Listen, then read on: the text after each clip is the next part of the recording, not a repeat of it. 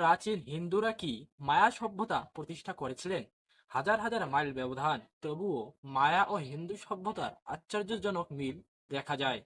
মায়া এবং হিন্দু স্থাপত্যে পিরামিড আকৃতি, উন্নত জ্যোতির্বিজ্ঞান এবং গাণিতিক প্রতীকবাদের ব্যবহার রয়েছে। কিন্তু এর পিছনের রহস্য কি? মহাভারতের এক অসাধারণ স্থপতি মায়া বা মায়াসুরের কথা বলা হয়েছে, যিনি আনুমানিক 3137 খ্রিস্টপূর্বে মহাভারত যুগে বসবাস করতেন। কাকতালীয়ভাবে মায়া সভ্যতার পবিত্র গ্রন্থ পপ্পল ভুহ বলছে, পূর্ব দিক থেকে কিছু দেবত্ব প্রাপ্ত সত্তা এসে মায়া সভ্যতা গড়ে তুলেছিলেন। আরো অবাক করা ব্যাপার হলো, মায়া ক্যালেন্ডার শুরু হয় 3114 খ্রিস্টপূর্বে, যা মহাভারত যুদ্ধের ঠিক পরবর্তী সময়। প্রাচীন ভারতীয়রাই মায়া সভ্যতা প্রতিষ্ঠার পিছনে ছিলেন।